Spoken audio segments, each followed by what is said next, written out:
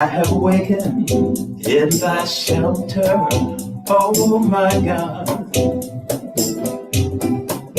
and it becometh him that seeketh thy shelter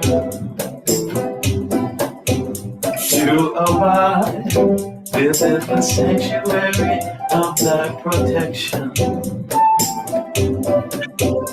and the stronghold of thy defense.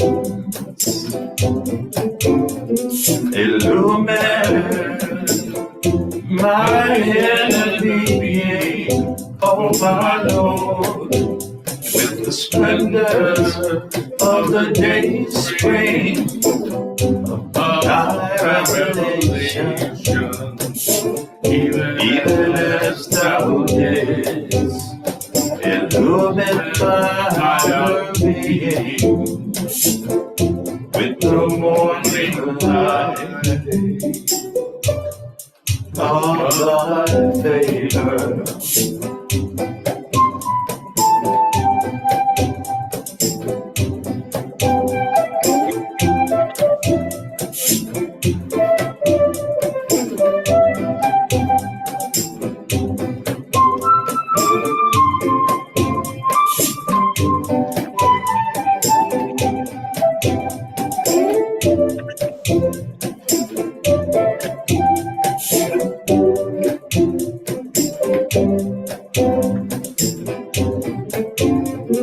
Illumine my enemy, oh my Lord, with the splendor of the day's spring of thy revelation, even as thou didst illumine my being with the morning light of thy favor.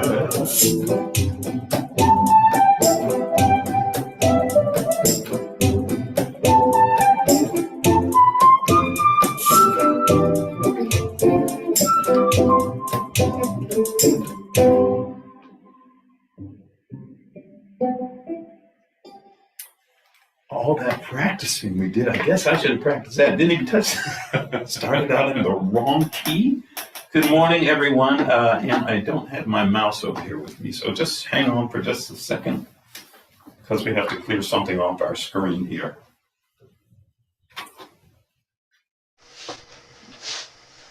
Hope everyone is doing well this morning. Let's see. You know, I for some reason, that one's not working. Let me just go. I'm sure it's something I haven't hit yet. Thanks a lot there, Andy. I appreciate that. Good morning, everyone. You know, I see Adam is with us. I'm saying this out loud, Adam. I meant to call you this week. Hope you're doing well. Haven't heard from you for a while. And Joan is with us. Good morning, Joan. And we hear Andy. Good morning. Who just musically insulted us. Okay. Oh, boy. How you doing, Farah? Good morning. And Jiva is with us again today. We're so glad you could join us. And we're going to go ahead and start with a prayer. I'm a little all over the place. I say that far too often, and it's always true. It's always true. But here is a prayer from Baha'u'llah, from Prayers and Meditations of Baha'u'llah, in which it's asking for spiritual awakening and reminding us to depend on God. Magnified be thy name, O Lord my God, inasmuch as thou hast inclined mine ear to thy voice, and called me to thyself, and opened mine eyes to gaze on thy beauty, and illumined my heart with thy knowledge, and sanctified my breast from the doubts of the infidels in thy days. I am the one, O my God, who lay fast asleep on his couch when, lo, the messengers of thy manifold mercies were sent down upon me by thee. And the gentle winds of thy loving kindness blew over me and roused me up, and caused me to set my face towards the sanctuary of thy knowledge, and to fix mine eyes upon the splendors of the light of thy face. I am but a poor creature, O my Lord. Behold me clinging to the hem of thy riches. I have fled from darkness and from waywardness unto the brightness of the light of thy countenance. Were I, and to this thy glory beareth me witness, to render thanksgiving unto thee through the whole continuance of thy kingdom and the duration of the heaven of thine omnipotence, I would still have failed to repay thy manifold bestowals. I implore thee, O my Lord, by thy name, the ever abiding, and by thy name which thou didst ordain to be the most great instrument binding thee to thy servants, to grant that I may flee for shelter to thy door and speak forth thy praise. Write down then for me in every word of thine that which will enable me to enter beneath thy shadow and within the borders of thy court. Thou art verily the Almighty, the most bountiful, the most exalted, the ever forgiving, the most generous. And again, this is a prayer by Baha'u'llah. And I don't believe I asked you how you were doing, Daryl. How you doing? I'm doing just fine, sir. Thank you. Well, that's good. Well, folks, as you know, again, we are studying from Shoghi Effendi's The Advent of Divine Justice. And last week, there were some major points that were covered. We have to remember that this is all from 1938, and the plan that was newly enforced at that time, the teaching plan for the faith, was called the 7-year plan, and Shoghi Effendi is giving guidance as to what should be the priorities and the attributes and characteristics and virtues that anyone who chooses to teach the faith should try and incorporate within themselves, but also incorporate within their choosing of their leaders and so forth. It gets really interesting. I keep saying that it is always interesting, but there are a couple of surprises in this week's You think readings. so? Oh, Okay. big time surprises. And maybe if you've read The Advent of Divine Justice, this will come of as no surprise to you. But there are a couple of things here that I will admit. I was like, whoa, I didn't know that. That Shoghi Effendi is telling us, you all need to be doing these things. Right. Yeah. So, without further ado, if you would be so kind, Mr. King. I would. The opportunities which the turmoil of the present age presents, with all the sorrows which it evokes, the fears which it excites, the disillusionment which it produces, the perplexities which it creates, the indignation which it arouses, the revolt which it provokes, the grievances it engenders, the spirit of restless search which it awakens, must, in like manner, be exploited for the purpose of spreading far and wide the knowledge of the redempting power of the faith of Baha'u'llah, and for enlisting such fresh recruits in the ever-swelling army of his followers. So precious an opportunity, so rare a conjunction of favorable circumstances may never again recur. Now is the time, the appointed time, for the American believers, the vanguard of the host of the most great name, to proclaim through the agencies and channels of a specially designed administrative order their capacity and readiness to rescue a fallen and sore-tried generation that has rebelled against its God and ignored his warnings, and to offer it that complete security which only the strongholds of their faith can provide. Okay, Daryl, I'm already going to go ahead and stop you there. He starts out the opportunities which the turmoil of the present age presents. He starts out talking about opportunities, but then it goes a little dark. He talks about sorrows, disillusionment, perplexities, the indignation which it arouses, the revolt that it provokes, the grievances it engenders, the spirit of restless search which it awakens, which is actually a good thing. But would you say again, this is almost 100 years ago. Is this still a reference to today? This is my state of mind. This paragraph very clearly describes my state of mind. Wow. Because this age that we live in is so explosive and so churned up that anyone who doesn't recognize or feel it is I think dead inside. Wow. But this truly explains where we are. And even though this was written in the 1930s, this is where we are. Yeah. And he's telling us we have to exploit this. I mean, exactly. Yeah. He says these are opportunities. But man, when I'm glad you said it. It describes your state of mind. I'll admit, I didn't think that way when I read it because I'm reading it. I'll admit I read a lot of this from a more academic standpoint, but but there was that emotional connection to this that I until you said that I don't think I really identified it within myself. And yet, I got to admit, you hit the nail on the head. He hit the nail on the head. That sense of sorrow and disillusionment, and that sense of being perplexed and running into other people that you try and talk to about the faith, and you're met with indignation, with grievances, and yet there is still out there in the global society that spirit of restless search. Yes. It also, again, mixed in with disillusionment. I came across a statistic recently within the last week. That younger people, and not just younger people, but it was talking about. I mean, since this was addressed to North American Baha'is, this was specifically about America. The number of people that identify with any religion whatsoever has greatly plummeted. Increased. Right. It used to be like 90% of Americans identified with a particular religion, of course, mostly Christianity because of our society being what it is. Excuse me, but now it's plummeted, and this is just, I think, in about 5 years or so, down to 75%. Right. And of course, it's still going. And I can tell you, even with my students, I have asked that question: how many of you identify with any particular faith?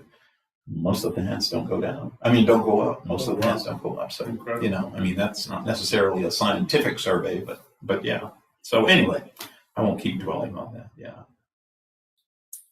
The teaching campaign inaugurated throughout the states of the North American Republic and the Dominion of Canada acquires, therefore, an importance and is invested with an urgency that cannot be overestimated.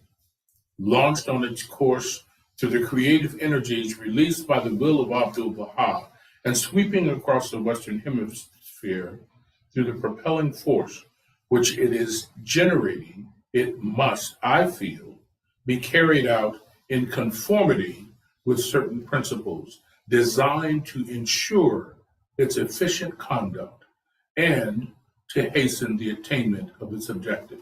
Before you continue, I'm not going to go on the way I did before. This is where some of the surprises come up. Yeah. Those who participate in such a campaign, whether in an organizing capacity or as workers to whose care the execution of the task itself has been committed, must, as an essential preliminary to the discharge of their duties, thoroughly familiarize themselves with the various aspects of the history and the teachings of their faith. Says you got to know before you go. Yeah. In their efforts to achieve this purpose, they must study for themselves. In their efforts to achieve, I lost my place. They must study for themselves conscientiously and painstakingly the literature of their faith, delve into its teachings, assimilate its laws and principles, ponder its admonitions, tenets, and purposes, commit to memory certain of its exhortations and prayers, master the essentials of its administration, and keep abreast of its current affairs and latest developments. They must strive to obtain from sources that are authoritative and unbiased a sound knowledge of the history and tenets of Islam. There you go. The source and background of their faith and approach reverently and with a mind purged from preconceived ideas the study of the Quran, which, apart from the sacred scriptures of the Babi, and Baha'i revelations, constitutes the only book which can be regarded as an absolutely authenticated repository of the Word of God. They must devote special attention to the investigation of whose institutions and circumstances that are directly connected with the origin and the birth of their faith, with the station claimed by its forerunner, and the laws revealed by its authors. Okay, now.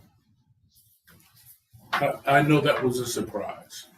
And I know why it was a surprise. Well, why do you think it's a surprise? It was a surprise to me. And don't get me wrong, I understand.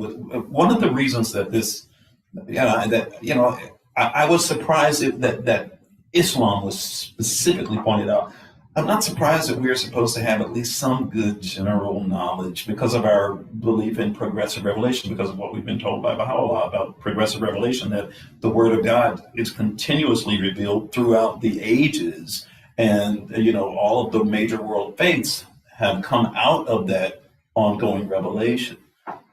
But I was surprised that he specifically pointed out Islam, which I got to admit, I felt very much remiss. I just felt that.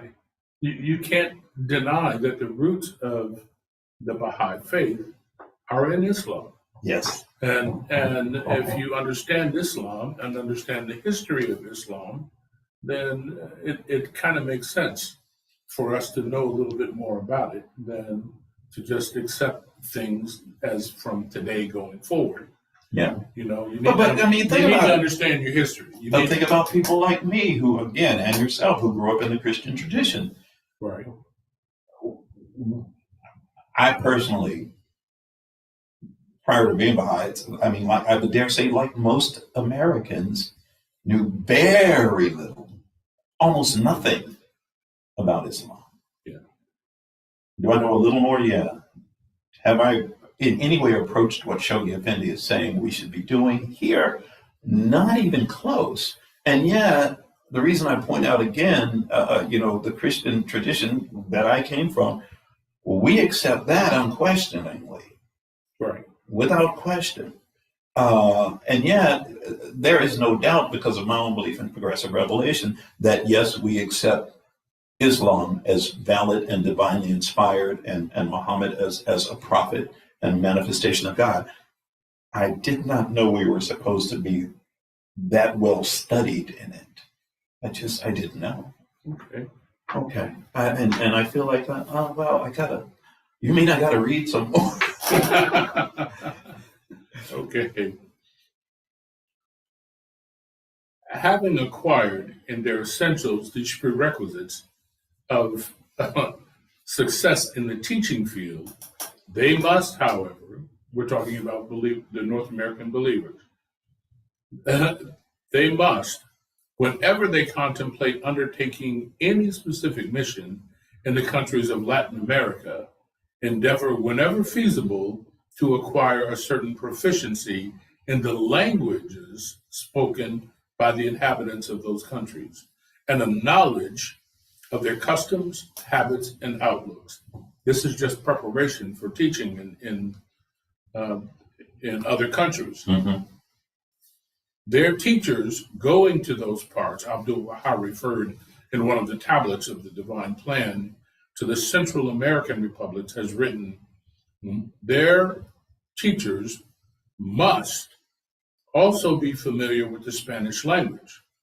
A party speaking in their languages, he in another tablet has written, must turn their faces to and travel through 3 great island groups of the Pacific Ocean. The 3 great islands. Mm-hmm. Must travel through the 3 great island groups of the Pacific Ocean. Mm-hmm. The teachers traveling in different directions, he further states, must know the language of the country in which they will enter. For example, A person being proficient in the Japanese language may travel through Japan, or a person knowing the Chinese language may hasten to China, and so forth. Okay, Daryl, again, there we go. Yeah. Why can't I just, if my heart is in the right place, why can't I just go and figure I'll learn the language on the fly? I'll go there, I'll be completely, I won't know that language, but my heart's in the right place. I mean, why is it so important? And of course, I'm just asking you, not that you would absolutely know, but given your opinion, why is that so important? Why can't I don't speak Spanish. Like so many people, I know one or two words, but why can't I just go down to Latin America and establish a home there for a while and go out and lead by my own positive example? Why do I have to speak the language? Because language is so personal. Yeah. And if you're expecting to teach someone, how are you going to teach someone about something that you don't know enough about because it's not personal enough? Yeah. Because you haven't taken it in, because you haven't prepared yourself. That's why. Well, I won't be updating my passport anytime soon. Okay. Continue, please. No participator in this inter-American campaign of teaching must feel that the initiative for any particular activity connected with his work must rest solely with those agencies. What are those agencies? He's talking about the administrative. I think he's talking about the administrative. The administration. I'll say. And he goes on to say whether assemblies or committees. Oh, okay. Mm-hmm. Yeah. Mm-hmm. Whose special concern is to promote and facilitate the attainment of this vital objective of the 7-year plan. It is a bounden duty of every American believer, as the faithful trustee of Abdu'l-Baha's Baha'i Plan, to initiate, promote, and consolidate within the limits fixed by the administrative principles of the faith any activity he or she deems fit to undertake for the furtherance of the plan. Neither the threatening world situation nor any consideration of lack of material resources, of material equipment, of knowledge, or of experience, desirable as they are, should deter any prospective pioneer teacher from arising independently and from setting in motion the forces which Abdu'l-Baha has repeatedly assured us will, once released, attract even as a magnet the promised and infallible aid of Baha'u'llah. Okay, I have to just interrupt you just for a second there, because there was a point where you said neither the threatening world situation or any consideration of lack of material resources, and you said of material equipment. Oh, it's just important. Notice he says of mental equipment. Yeah, I'm sorry. Now, I mean, that's a pretty important distinction. Yeah, you might not have enough stuff, but whatever is your mental capacity, you're supposed to use whatever you have to try and teach this faith. Yes.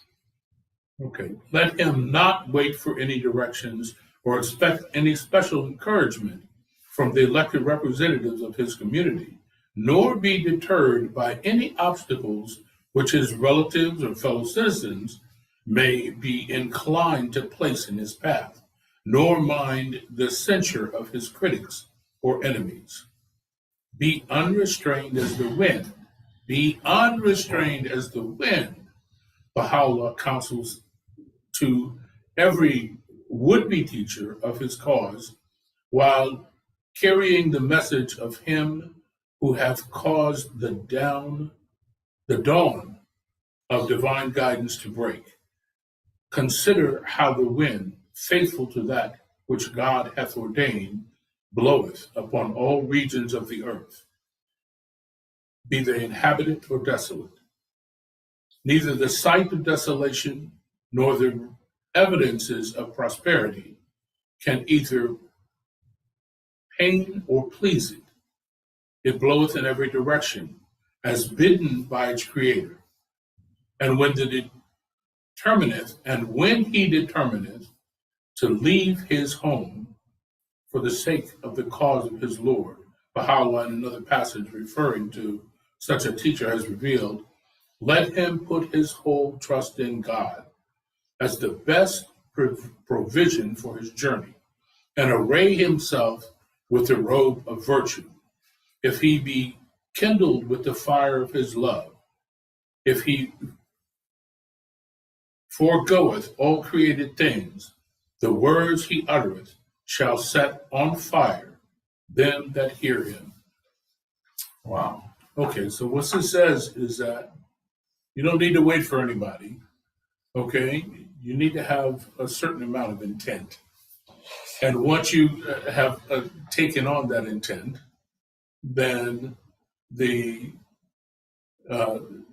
Baha'u'llah will be there with you to make sure that you're not held up. Yeah. So you're not stopped in the process. As you were reading this, I was kind of pondering some of the things that can really feel like really legitimate excuses to either not teach or to not put your whole heart into it, to tell others about the faith as we're trying to live by its precepts, but also talking about it. He said it is the bounden duty of every American believer as the faithful trustee of Abdu'l-Baha's divine plan to initiate, promote, and consolidate within the limits fixed by the administrative principles of the faith. Initiate, promote, and consolidate any activity he or she deems fit to undertake for the furtherance of the plan. Thank you for repeating that, because I stumbled over all of that. Yeah, but it's like saying, to me, it's like he's saying, everybody can do something. That's right. Everybody can do something. And as you pointed out, Abdu'l-Baha has repeatedly assured us, if we do what we can, once released, we will attract, even as a magnet, the promised and infallible aid of Baha'u'llah. As I was reading that sentence, I really expected it to say, you will attract seekers. It's not what it says here. It does not say that won't happen, but this is not what it says. You will attract the promised and infallible aid of Baha'u'llah. That's right. And so whatever we might feel are our good reasons to make no effort, they pretty much been stripped away. They even tell us, don't wait for any directions or expect any special encouragement. Get up and do something. Get up and do something. And I see you're holding your instrument there, your MIDI wind controller. I have called it a synthesizer or a processor. It's all of those.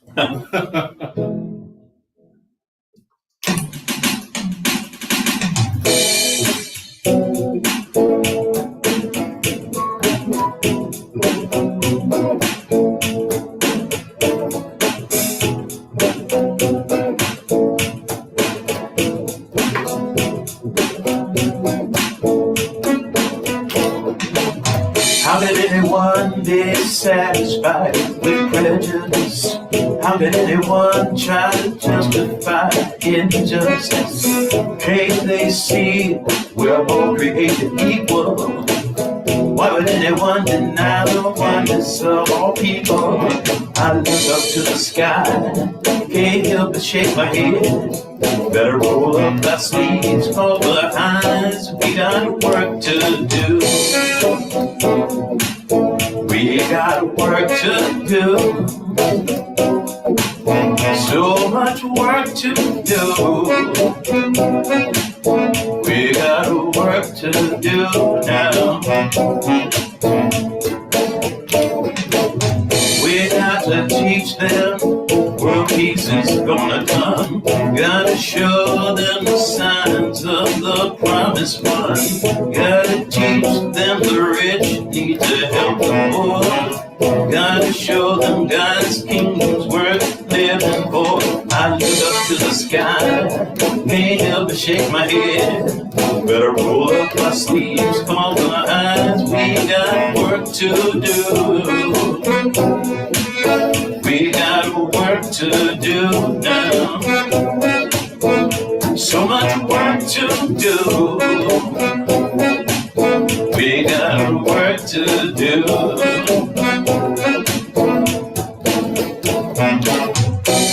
Take a good look around you and tell me just what you see. A world full of people crying out for the answers revealed by the blessed beauty. Oh, but we got work to do. Can't you see my eyes? We got work to do now. We got work to do. We got work to do. We got work to do. We got work to do. Take a good look around you and tell me just what you see. You got a world full of people crying out for the answers revealed by the blessed beauty. Oh, behind we got work to do.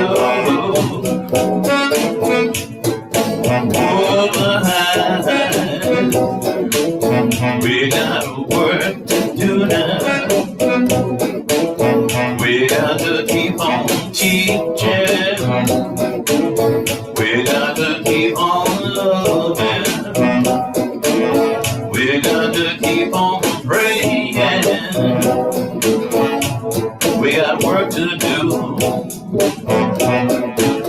We got work to do. We got work to do. We got work to do. We got work to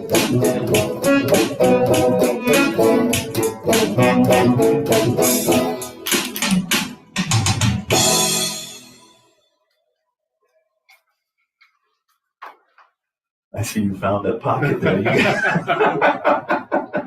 That was nice, man. I like that. Oh, man, I really like what you did on that. Well, folks, I don't know. Do you feel like we have some more time? I mean, I know Not much. I know we don't have a whole lot. I mean, enough to read anymore, probably not. Or I don't know. I'm kind of. Let's move on. Let's go into our you know, I keep thinking, okay, yeah, I know we have to be done by 10:55. That's always on my mind now. We have to be done by 10:55, which means we have about 20 more minutes. Yeah. Okay.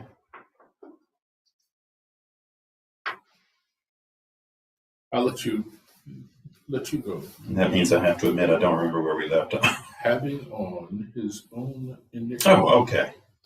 All right, yes. Having on his own initiative and undaunted by any hindrances with which either friend or foe may unwittingly or deliberately obstruct his path, resolve to arise and respond to the call of teaching, let him, meaning anyone who chooses to teach, let him carefully consider every avenue of approach which he might utilize in his personal attempts to capture the attention, maintain the interest, and deepen the faith of those whom he seeks to bring into the fold of his faith. This is that part we tell you, you got to know think about your audience, think about your own personal attributes, your strengths, and so forth. Let him survey the possibilities which the particular circumstances in which he lives offer him. Evaluate their advantages and proceed intelligently and systematically to utilize them for the achievement of the object he has in mind. Let him also attempt to devise such methods as, I'm going to break into this again. This was another surprise to me. Yeah. It really is. Let him, remember, this is in an attempt to teach. Let him also attempt to devise such methods as association with clubs, exhibitions and societies, lectures on subjects akin to the teachings and ideals of his cause, such as temperance, morality, social welfare, religious and racial tolerance, economic cooperation, Islam, and comparative religion, or participation in social, cultural, humanitarian, charitable, and educational organizations and enterprises, which, while safeguarding the integrity of the faith, will open up to him a multitude of ways and means whereby he can enlist successively the sympathy, the support, and ultimately the allegiance of those with whom he comes in contact. Let him, while such contacts are being made, bear in mind the claims which his faith is constantly making upon him to preserve its dignity and station, to safeguard the integrity of its laws and principles, to demonstrate its comprehensiveness and universality, and to defend fearlessly its manifold and vital interests.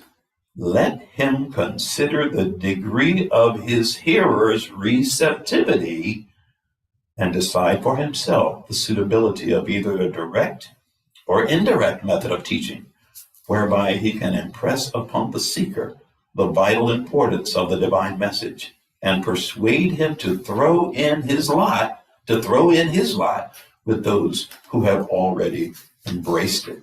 I mean, I'm kind of surprised that this is another where he does tell you, look, you do need to consider is someone that, the receptivity. It doesn't mean you got to pick and choose who you're going to teach you, but you do have to consider, are they ready for this? At least to the extent that I can make certain assumptions or observations. Is this person really ready for this? Yeah, so we have to consider ourselves, but we also have to consider our audience. True. Okay, so I guess that is a good place for us to stop. Let me mark this, because I just want to make sure I don't persuade him to throw in hits. There we go. Yeah. All righty. Well, ladies and gentlemen, friends, we have reached that point in our program, as we always do, where anyone who chooses to share a song or a prayer or a reading of your choosing, this is that time. And as always, we always like to start with our Camby's moment, followed by our Andy Murphy moment. So Camby's, you have something to share with us today. Sure. I have a Persian prayer that I'm going to play violin with. I'll share it with you.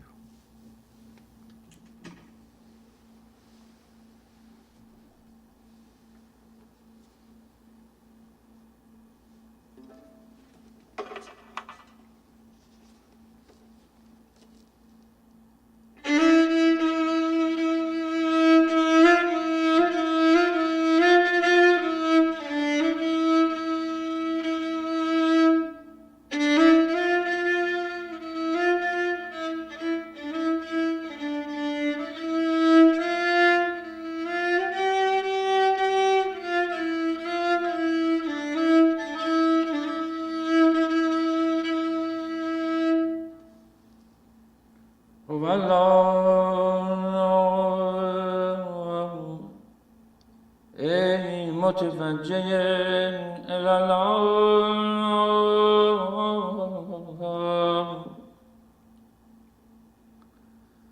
دیده به ملکوت غیب جبروت باز کن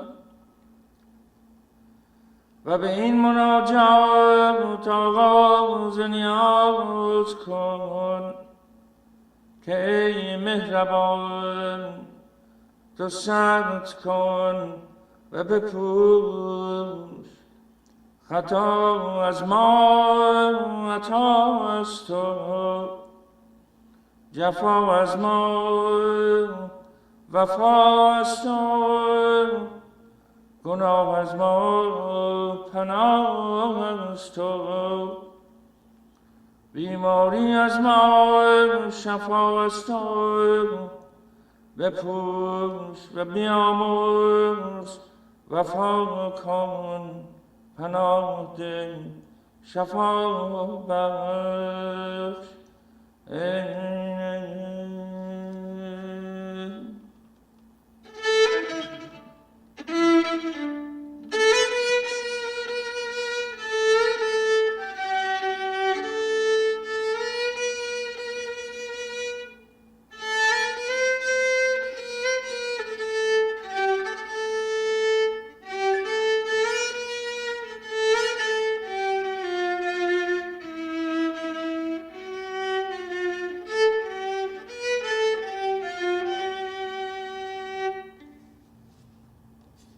Thank you.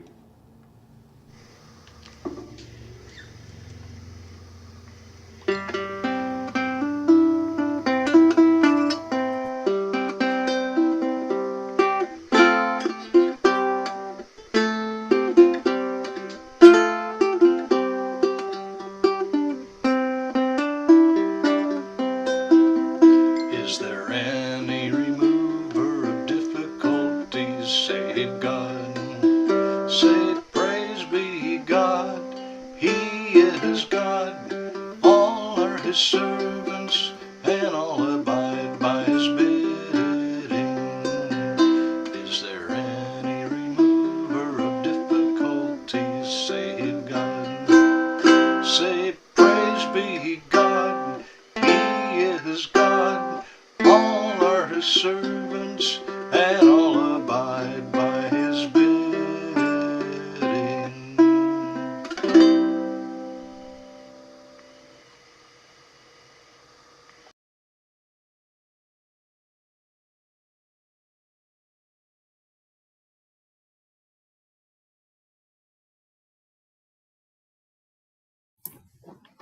Somewhere along the lines, I got muted. I didn't know. But thank you, Andy. Thank you so much. Is there anyone else who would like to share a prayer or reading?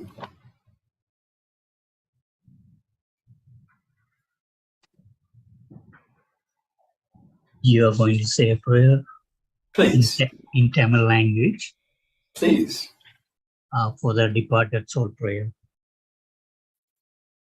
என் கடவுளே, குற்றங்களை மன்னிப்பவரே, சன்மானம் வழங்குவரே, மெய்யாகவே தூய உடலை துறந்து ஆத்மீய உலகினை வந்தடைவோரின் பாவங்களை மன்னிப்பவராக.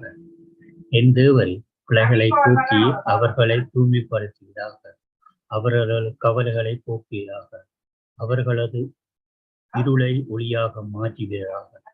அவர்களை இன்பம் எனும் பூங்காவில் பிரவேசிக்கச் செய்வீராக. தூய்மைமிக்க நீரினால் அவர்களை சுத்தப்படுத்தி உயர்வுள்ள தங்களது ஒளியினை கண்ணுற அனுமதிப்பீராக. Abdul பஹா. Thank you. Thank you so much, Jiva. Thank you. Is there anyone else who would like to share?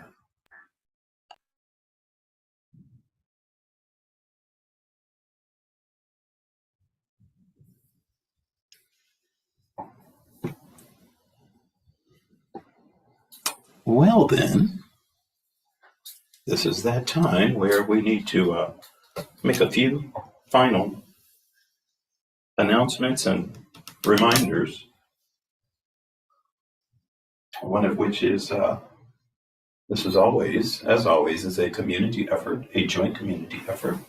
Why did I put this in that badly? But anyway, a joint community effort by various communities, of course, and coming to you through the kindness of the ClearwaterBaha'is.org, the Clearwater community, streaming through their website. And as always, if you finish that statement, Darrell, I just If you'd like more information about the Baha'i Faith, there are some authoritative sites where you can go and get information. And they are www.baha'i.us or www.baha'iteachings.org or www.baha'i.org. And if you happen to be in the Tampa Bay area and would like to know more, you can always go to the Clearwater Baha'i website, which is www.clearwaterbaha'is.org. Thank you, Darrell. You're welcome.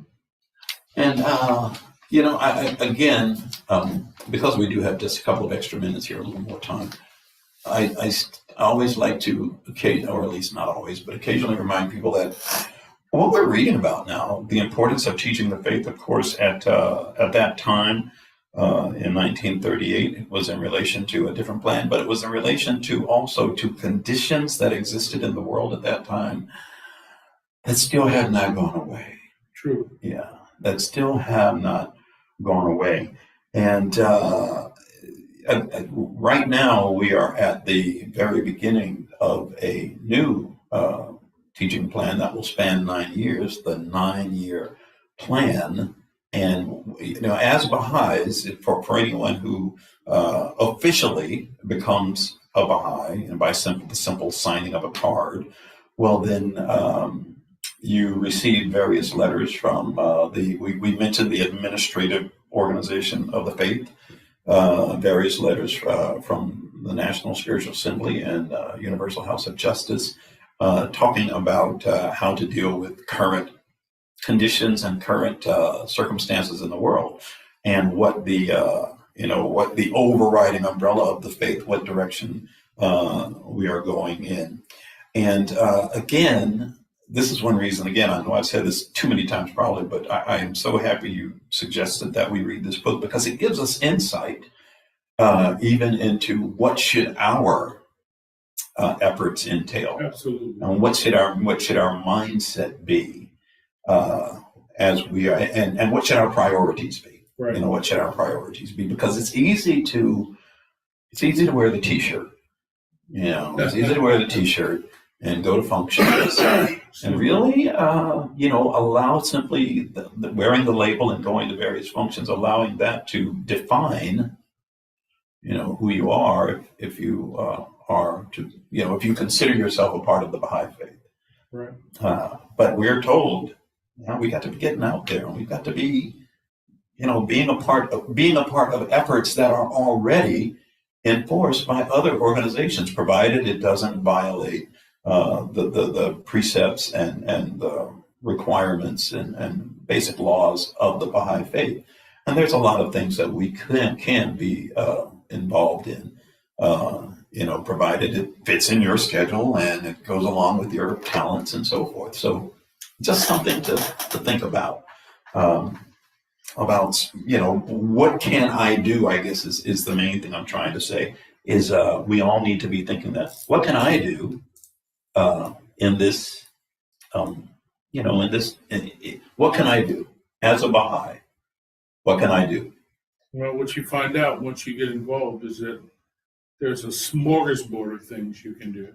Yes. The one thing that you can do to improve the lives of everyone around you, including yours, including your life, is to share the love.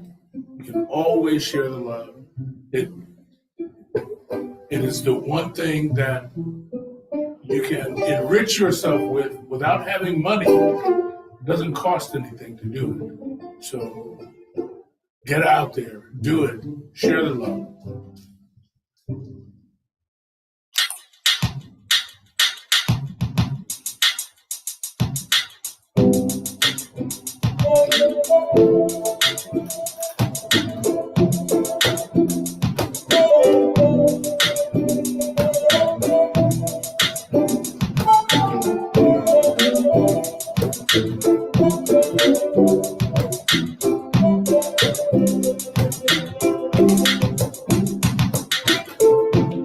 O people of justice, be as brilliant as the light, and as splendid as the fire that blazed in the burning bush. The brightness of the fire of your love will no doubt fuse and unify the contending peoples and kindreds of the earth,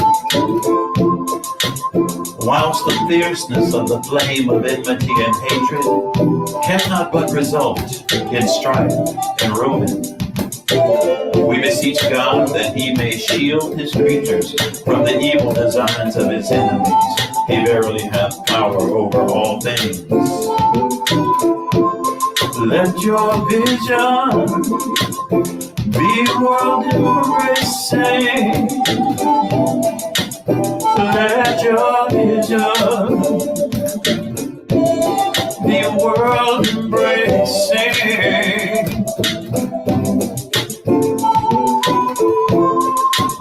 Let your vision be world embracing. Oh, oh.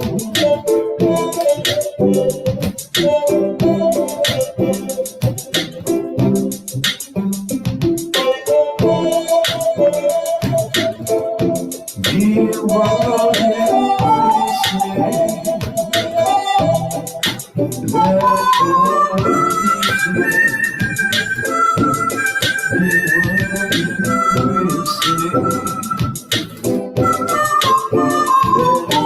vision be world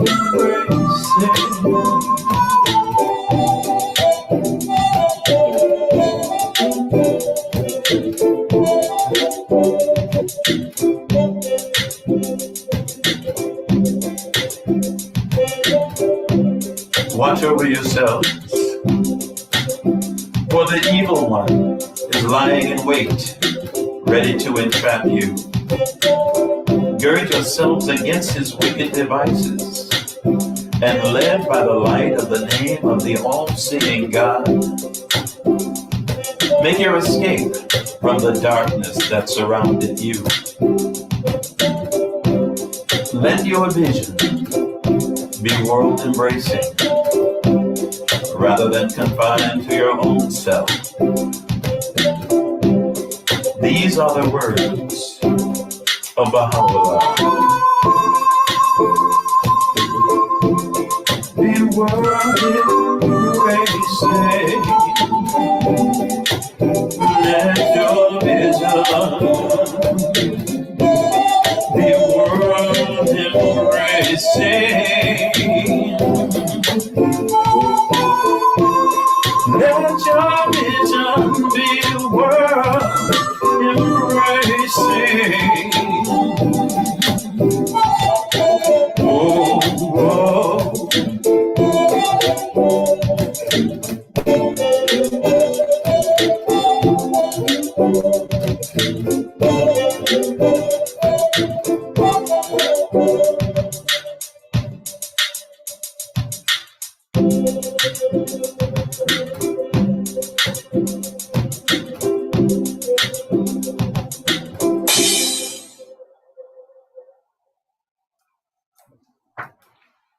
I didn't mean a little symbol at the end. Folks, thanks for joining us and have yourselves a good week. I didn't get a chance to say hello to the folks out there in Facebook land. I see we had a couple of people join us. But have a good week, and we look forward to seeing all of you next time. We hopefully, and bring some friends. Feel free to go ahead and, tell them about our Sunday morning devotion. And we always love seeing all of you. So take care. Have a good week.